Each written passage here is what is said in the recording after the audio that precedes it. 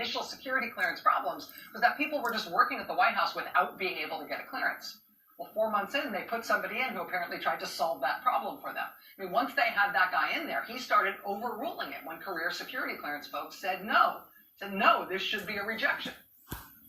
I mean, this reporting is that 30 times at least, this one supervisor who Trump put in there, 30 times at least, this guy handed out a clearance to an incoming Trump White House person who was otherwise flagged as too risky to get a clearance approved. 30 of them, at minimum. Christ. For very basic context here, as far as I understand it, there are basically 4 levels of security clearance. I mean, it's not quite this simple. I know there's more nuance than this, but as far as I understand it, there's confidential, which is the lowest level, then there's secret, which is the next level up, then there's top secret, and above that is one that's actually quite different. It's called sensitive compartmented information. And that one requires a whole different level of scrutiny. In terms of Jared Kushner's clearance being rejected by career officials and then okayed anyway by this guy installed by Trump, here's how this new reporting explains how that went. This is a little nuts. Quote, the White House office only determines eligibility for secret and top secret clearances.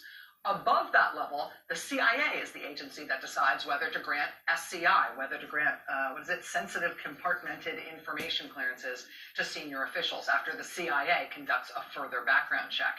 Quote, initially, Kushner's application followed the normal path for security clearance. The initial request was made by the White House, and then it went to the FBI for a background investigation. And that is where the problems reportedly arose.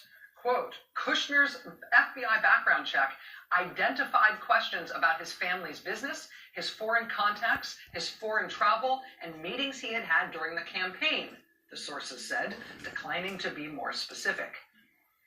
I will just note here that this sort of comports with other reporting that we've got, right? We know that 2 days into the Trump administration, Jared Kushner initially applied for a security clearance and listed no foreign contacts. Yeah, not even like the Trump Tower meeting, and not even like the meeting with the sanctioned Russian bank CEO, and nothing. He listed nothing. We know that he had to revise his security clearance application more than 40 times over the course of him starting his employment at the White House. We know that the New Yorker and the Wall Street Journal last year both reported that the FBI had come to the Trump White House specifically to warn them that Jared was the target of foreign influence operations.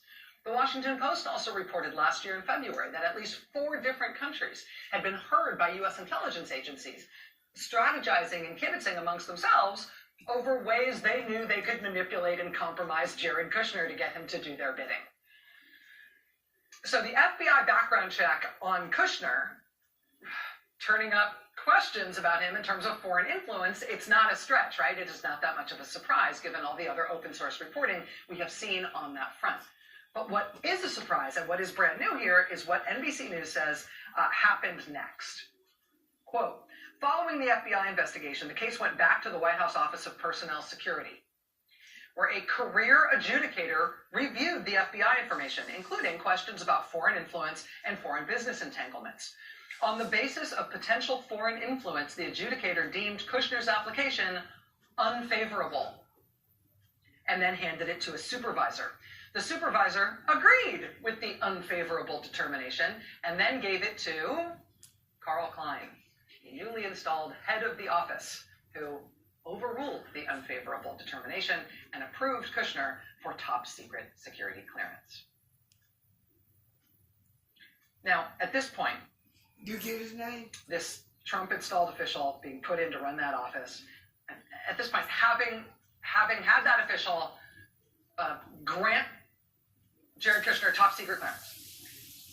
This White House official appointed by Trump did that, despite the red flags turned up by the FBI, by the career people who review FBI information at the White House. I mean, the career people who review this information at the White House at 2 different levels looked at what the FBI turned up on Jared Kushner and they were like, no way, don't do this.